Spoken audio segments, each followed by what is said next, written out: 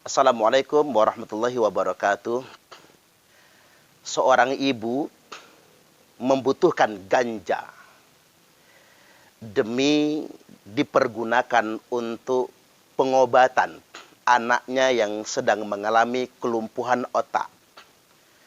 Hanya saja beliau terbentur regulasi yang ada di Indonesia. Karena menurut undang-undang kita, ganja merupakan narkotika golongan 1. Nah, sang ibu lantas kemudian memperjuangkan, melakukan uji material ke Mahkamah Konstitusi tentang undang-undang narkotika. Beliau berharap diperbolehkannya memiliki ganja dan menggunakan ganja untuk kepentingan medis dalam rangka pengobatan putrinya yang bernama Vika yang sedang mengalami kelumpuhan otak. Nah, terkait dengan ini, saya ingin menyampaikan bahwasanya ganja itu hukum asalnya bukan zat yang haram. Yang dilarang sebetulnya penyalahgunaan ganjanya. Kalau saya ingin ambil perumpamaan, ganja ini sama dengan tembakau, daun. Adalah tumbuh-tumbuhan biasa. Yang hukum asal tumbuh-tumbuhan ini secara zat bukan sesuatu yang diharamkan. Ya sama kayak tembakau.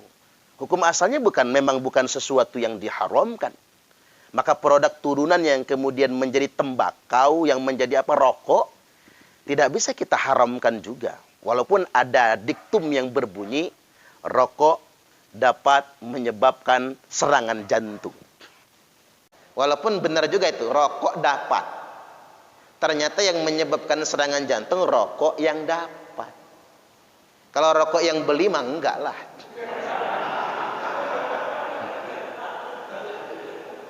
Makanya bapak-bapak rokok harus beli biar gak serangan jantung.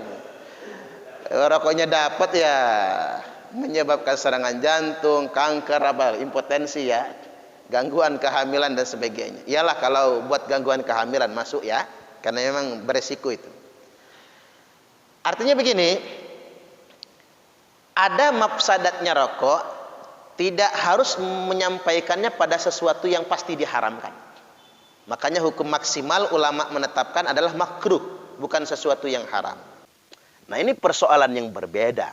Hanya saja agar kita bijak untuk menyikapi perkara ini dan para stakeholder terkait bisa meresponnya dengan baik terhadap usulan dari orang tua si gadis kecil Vika tersebut, ada baiknya kita memperhatikan konten berikut ini. Kita akan mengkaji tentang persoalan ganja menurut fikih Islam. Selamat menyaksikan.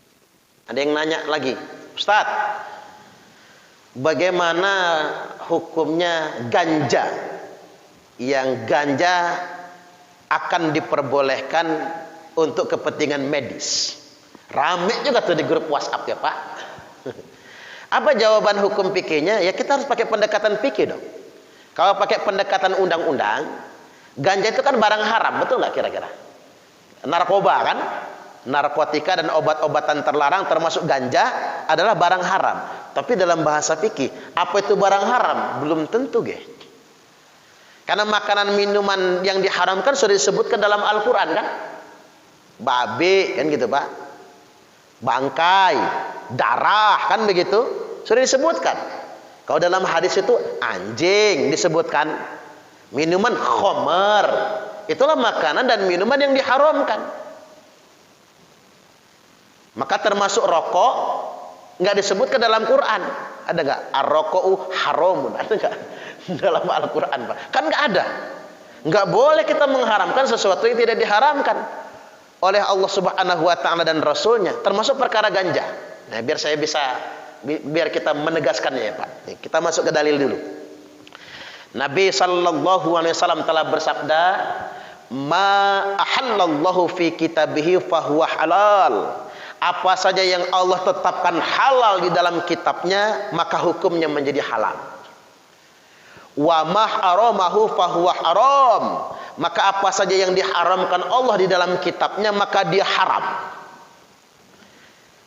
Jadi nggak boleh kita melampaui ketetapan Allah kalau halal haram ini tadi. Wa sakata an asya fahuwa afiyah. Dan Allah mendiamkan beberapa perkara, bahkan banyak perkara. Nah, perkara yang didiamkan Allah ini dimaafkan. Innal halala bayyin, yang halal jelas. Nggak bisa sama remeng-remeng halal itu, Pak. Wa innal harama bayyin, yang haram juga jelas. Wa ma bainahuma mustabahat. Nah, yang ada di antara halal dan haram itu hukumnya subhat. Nggak boleh dikatakan pasti halal, nggak boleh dikatakan pasti haram. Ini hukum fikih namanya.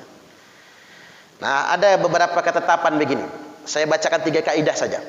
Al aslu fil asya'il ibahah. Hukum asal dari segala sesuatu yang ada di muka bumi ini mubah semua, boleh. Hukum asal segala sesuatu yang ada di muka bumi ini mubah semua, termasuk ganja. Gitu ya, mubah semua. Sampai datang dalil yang menyebutkannya menjadi haram. Sampai datang dalil yang menyebutkannya menjadi haram. Babi itu asalnya mubah, tapi datang turun ayat yang mengharamkan babi. Bangkai itu hukum asalnya boleh, sampai turun ayat yang mengharamkan bangkai. Anjing itu pada dasar asalnya boleh, tapi sampai datang ketetapan Nabi yang mengatakan anjing itu najis. Karena semua yang najis pasti haram. Semua yang haram belum tentu najis. Baik. Kaidah yang kedua, at-tahlilu wa tahrimu haqqullahi wahdah. Menetapkan kehalalan dan menetapkan keharaman haqqullahi wahdah, hanya hak Allah satu-satunya. Jadi hati-hati, Pak. Panjenengan belum tahu dalilnya, ini hukumnya apa? Haram. Awas, Tuhan berarti dia. Jadi kalau orang nggak boleh kita sesuatu yang kita belum tahu hukumnya, kemudian kita katakan halal atau kita katakan haram. Lebih baik menengwai. Saya nggak tahu ya, tapi kayaknya orang ilo. Nah, nggak apa-apa ngomong begitu, Pak. Saya nggak tahu ya, tapi kayaknya kurang baik itu. Nggak apa-apa ngomong begitu. Tapi tiba-tiba ngomong halal, tiba-tiba ngomong haram, nggak boleh. Kayak itu hak Allah saja. Masuk kita kaidah yang ketiga. Tahrimul halal wa tahlilul haram qarinu syirku billah. Nah, ini nggak enak. Orang yang terburu-buru menetapkan yang halal dari sesuatu yang haram atau mengharam-haramkan sesuatu yang halal, maka sama derajatnya dia sudah menyekutukan Allah. Makanya kita ini daripada terburu-buru mengatakan haram, lebih baik katakan saya nggak suka. Kayaknya nggak bagus ya. Daripada kita mengatakan halal haram halal haram. Nah, masuk ke ganja. Masuk ke ganja tadi ya, Pak. Ganja itu uduk celeng, bukan khomer. Maka ketika Pak Wakil Presiden Profesor Dr. Kiai Haji Ma'ruf Amin mengusulkan kebolehan penggunaan ganja untuk kepentingan medis, itu nggak salah. Karena memang hukum asalnya daun ganja itu bukan barang haram. Menurut agama bukan barang haram daun ganja itu. Gimana orang Aceh dijadiin lalap itu, Pak? Kalau babi jelas keharamannya. Nah, yang dilarang dari ganja itu apa? Penyalahgunaan ganja. Makanya ada orang ngeles begini, Pak, nanya sama saya, Ustaz, rokok itu haram nggak? Enggak, kata saya. Paling banter hukumnya makruh. Loh, kok iso? Ya, karena dalam Al-Quran dan hadis nggak ada satupun keterangan yang mengatakan rokok itu haram. Jangan harus seneng dong sama saya, Pak. Kan dibelain yang ngudut-ngudut itu kan. Karena nggak ada ketetapannya dalam Quran dan hadis. Walaupun kita menganggap rokok itu jelek, pemborosan atau apapun namanya, nggak boleh mengharamkannya. Karena tidak ada keterangan dalam Quran dan hadis. Nah, dia ngeles sama saya. Nah, kalau selama sesuatu yang nggak ada dalam Quran dan hadis itu tidak haram, kata dia, gimana dengan narkoba? Narkoba kan nggak disebutkan dalam Quran maupun hadis. Saya ingin kasih tahu sama jenengan, heroin, narkotika, termasuk obat-obatan terlarang itu, Pak, hukum asalnya bukan barang haram menurut agama. Memang bukan barang haram. Tetapi yang dilarang dari narkoba adalah penyalahgunaannya. Itu maksudnya. Saya mau kasih umpama begini, biar enak nalarnya. Pestisida itu buat apa, Pak? Racun apa itu? Rumput ya. Herbisida juga sama. Herbisida, pestisida gitu ya. Herbisida itu lebih kepada hewannya. Oh gitu, ke hewannya. Pestisida itu lebih kepada Rumputnya. Saya tanya, pestisida sama herbisida itu barang haram bukan? Bukan kan? Tapi boleh nggak kalau jenengan minum secangkir? Mati. Nah itu loh Pak perumpamaannya. Pestisida itu kan racun kan? Termasuk sianida lah kan gitu ya. Itu racun kan? Ketika dia dimanfaatkan sesuai dengan fungsinya, nyemprot hama dan gulma kan begitu, ya boleh-boleh saja kan? Tetapi ketika dia digunakan untuk minuman, ya bunuh diri namanya. Jadi haram. Jadi penyalahgunaannya menjadi haram. Saya ambil contoh lagi, lem aibon. Lem aibon itu haram tidak? Ya enggak kan, orang buat ngelem sepatu. Kalau haram, enggak boleh kita memperjualbelikan lem aibon. Termasuk pestisida dan herbisida tadi, sianida sebagainya itu, enggak boleh kita memperjualbelikannya karena barang haram. Ketika kita menjualnya, hasil penjualan menjadi haram. Karena kalau barang haram. Tapi karena dia bukan barang haram zatnya, maka boleh-boleh saja. Tetapi penyalahgunaannya yang enggak boleh. Termasuk aibon tadi itu. Dia kalau untuk ngelem sepatu, sendal ya nggak apa-apa. Tapi kalau digunakan untuk diisap gitu ya, nah itu penyalahgunaan. Nah itu saya ambil contoh sederhana. Ya, narkoba itu yang dilarang itu penyalahgunaannya.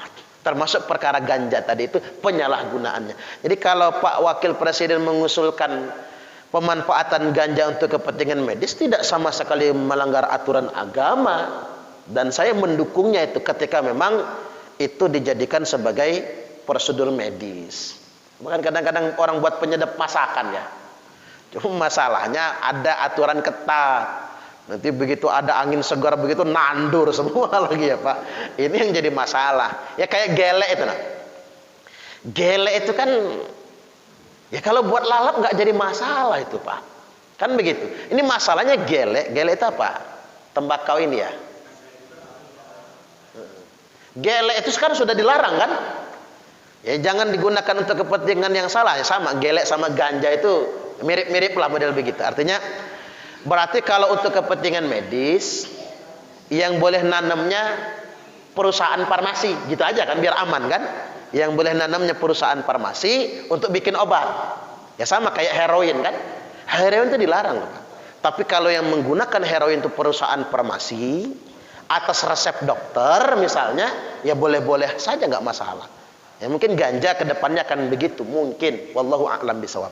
Ini penjelasannya. Baik.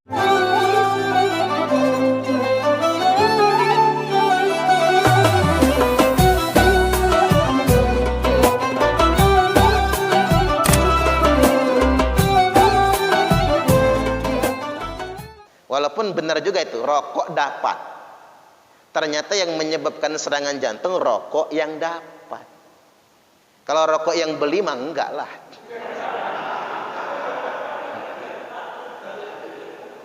Makanya bapak-bapak rokok harus beli biar enggak serangan jantung. Rokoknya dapat ya menyebabkan serangan jantung, kanker, apa, impotensi ya, gangguan kehamilan dan sebagainya. Iyalah kalau buat gangguan kehamilan masuk ya, karena memang beresiko itu. Artinya begini,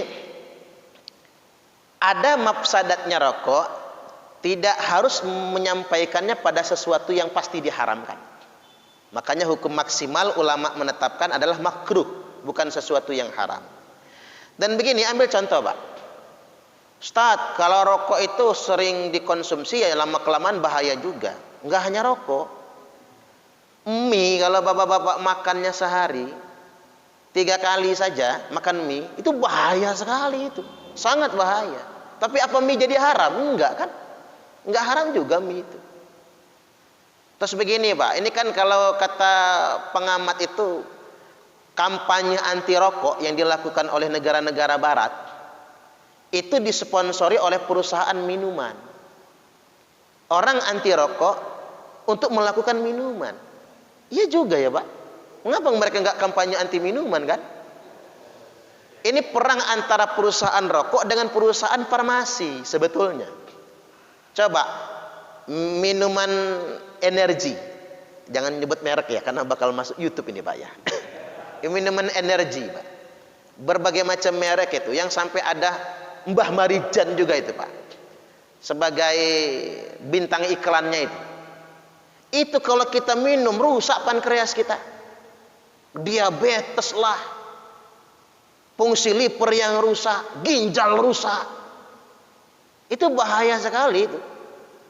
Coba jajal minum minuman energi itu sehari 1 saset saja. Memang segar kayaknya, udah mulai itu. Nggak lama, setahun saja udah penyakitan semua dia. Ketika minum, ngapa itu nggak diharamkan gitu loh? Ngapa itu nggak dilarang oleh pemerintah? Padahal itu sangat berbahaya. Ciki-ciki yang murah-murah itu Pak, ini agak beresiko menurut saya. Jadi nggak semata-mata sesuatu yang kata kita ada mafsadatnya pasti haram, itu tidak juga. Jadi maksimal katakanlah makruh saja sebetulnya. Atau begini, ada nggak tahu survei apa enggak ya, argumentasinya begini. Di negara yang perokoknya rendah sekali, tingkat bunuh dirinya sangat tinggi. Jepang itu hampir nggak ada orang ngerokok Pak, tapi banyak yang mati bunuh diri. Korea jarang orang ngerokok, banyak yang mati bunuh diri. Daerah Eropa yang nggak ada perokoknya, banyak orang mati bunuh diri. Lo ngapa? Tingkat stresnya tinggi. Nah Indonesia, bangsa yang mayoritas perokok dan ngopi gitu ya, ngopi, jarang yang bunuh diri kan, jarang. Bapak-bapak pening, bini cerewet, uang sekolah belum dibayar, pulsa listrik habis, beras kosong, utang orang nagih. Pusing kan? Pergi ke pos gardu jaga itu Pak, ketemu sama satpam di sini, di sana, ngerokok Pak, walaupun rokok dikasih, ngisep, mantep dalamnya ya, ngisepnya, hilang stres sebentar. Yang tadinya pengen bunuh diri nggak jadi bunuh diri.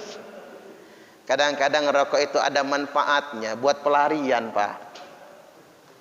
Bahkan ada dokter yang melarang orang berhenti ngerokok. Obesitas soalnya Pak. Sejak dia berhenti ngerokok kegemukan. Kata dokter, kalau bapak kegemukan begini terus cepat matinya kata dia. Biar bapak nggak kegemukan, ngerokok aja lagi kata dia. Jangan berhenti ngerokoknya. Subhanallah, ternyata rokok itu bisa wajib hukumnya Pak, untuk menjaga kesehatan kan. Allahu Akbar. Iya juga kan. Makanya tadi kalau kata Muhammadiyah rokok haram, hanya bapak-bapak kalau masih mau ngudut jangan ikut Muhammadiyah, jadi haram nanti. Kalau kata NU rokok makruh. Kalau kata tetangga saya rokok sunnah, susah nahan katanya. Tapi ada yang wajib juga Pak. Ya tadi